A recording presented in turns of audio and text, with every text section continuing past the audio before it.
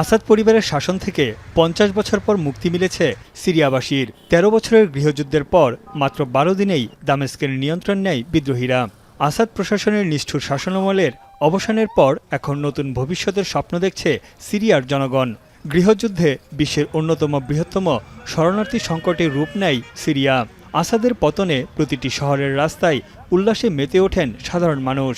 صرنا 50 سنة لا بنقدر نحكي، لا بنقدر نعبر عن حالنا، لا بنقدر نعبر عن همومنا، كل واحد بينحكى بينحط بالسجون مثل ما شفتوا بصيدنايا. إن شاء الله بنشوف عهد جديد جيد من أحسن لأحسن بهذا الوضع الجديد.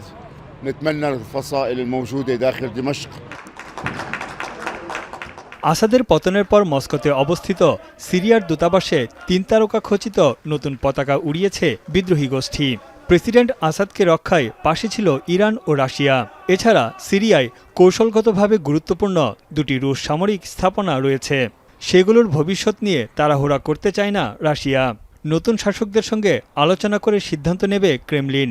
আর president আসাদকে মানবিক কারণে রাশিয়ায় আশ্রয় দেয়া হয়েছে বলেও জানান ক্রেমলিন মুখপাত্র। Разумеется, сейчас делается все, что необходимо и все, что возможно, с тем, чтобы выйти на контакт с теми, кто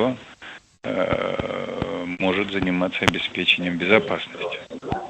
অন্যদিকে ইসরায়েল বলছে সিরিয়া ভূখণ্ডে তাদের বাহিনীর উপস্থিতি সীমিত সময়ের জন্য, কারণ বিদ্রোহী গোষ্ঠী ইসরায়েলকে শত্রু মনে করে।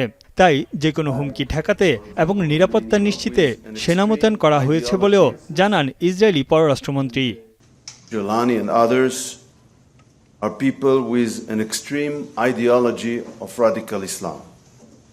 That's why our expectations from the new entity are realistic, and we will follow their steps and we will follow their deeds.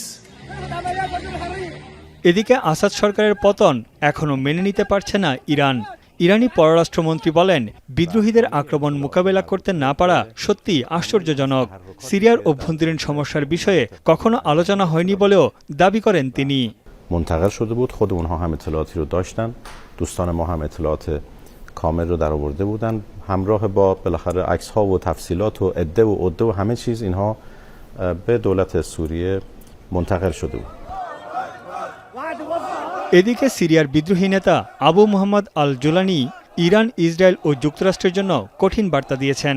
১৩০০ বছরের পুরনো ঐতিহাসিক মসজিদে দেয়া বিজয় ভাষণে তিনি বলেন, সিরিয়ার সংখ্যাগরিষ্ঠ সুন্নি মুসলিমদের নিয়ে এতদিন ষড়যন্ত্র করেছে দেশি বিদেশি শত্রুরা।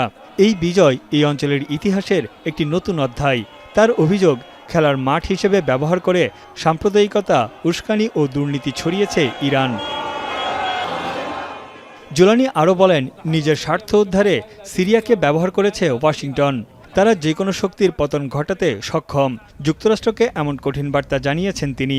তাদের সন্ত্রাসী সংগঠনের আখ্যা দিয়ে এখন আর ফায়দা লুটতে পারবে না যুক্তরাষ্ট্র।